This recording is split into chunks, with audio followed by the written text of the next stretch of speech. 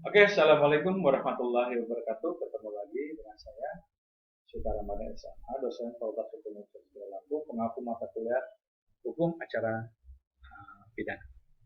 Pada sesi pertama, saya sudah menjelaskan mengenai pihak-pihak dalam hukum acara pidana.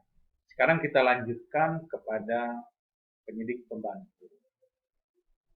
Pada sesi berikut sebelumnya saya sudah jelaskan mengenai penyidik, apa sih penyidik dan penyidik. Sekarang kita masuk ke penyidik pembantu. Menurut ketentuan pasal 11 KUHP bahwa wewenang penyidik pembantu sama halnya dengan penyidik pasal 1 ayat 1, kecuali terhadap penahanan yang diberikan dengan pelimpahan wewenang dari penyidik. Tugas dan wewenang penyidik pembantu seperti yang ditentukan dalam pasal 7 KUHP. Jadi terlihat adanya hubungan koordinasi antara penyidik dengan penyidik pembantu. Jadi ada hubungan koordinasi antara penyidik dengan penyidik. Hal ini dapat dilihat sebagaimana ketentuan pasal 7 ayat 1 penyidik pembantu adalah penyidik juga. Jadi yang namanya penyidik pembantu hanya saja apabila penyidik pembantu telah selesai melakukan tugas penyidikannya, maka dia akan menyerahkan hasil penyidikannya kepada si penyidik. Pasal 12. Kemudian kita lanjut kepada hakim. Dalam negara hukum, salah satu sendi penegakan hukum ada pada hakim atau majelis hakim.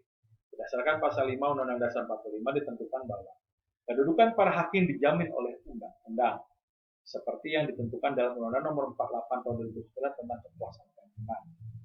Ketika seorang hakim menjalankan tugas memeriksa perkara, diharapkan dapat bertindak arif dan bijaksana, menjunjung tinggi nilai keadilan dan kebenaran material, bersikap aktif dan dinamis berdasarkan pada perangkat hukum positif, melakukan penalaran logis sesuai dan selaras dengan teori dan praktek, sehingga semua bermuara pada putusan yang dijatuhkan dapat dipertanggungjawabkan dari aspek hukum, hak asasi terdakwa, masyarakat dan negara, diri sendiri serta demi keadilan berdasarkan ketuhanan yang maha.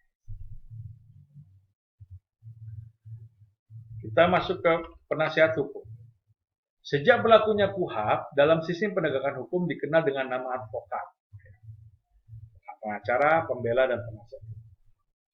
Lembaga ini mempunyai fungsi mendampingi atau membela kepentingan tersangka atau terdakwa, mulai dari tingkat penyidikan sampai dengan proses hukum persidangan yang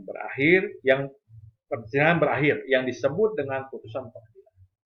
Dasar hukum keberadaan penasihat hukum atau advokat dapat dilihat berdasarkan Undang-Undang Nomor 18 Tahun 2003 tentang advokat.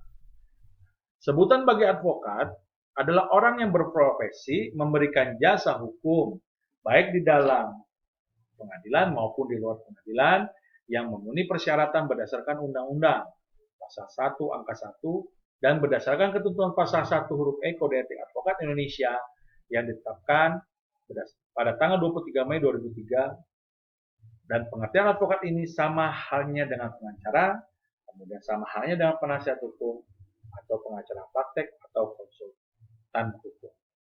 Nah, demikian pemaparan materi pada sesi kedua ini. Semoga bermanfaat. Sampai ketemu lagi di pertemuan berikutnya. Terima kasih.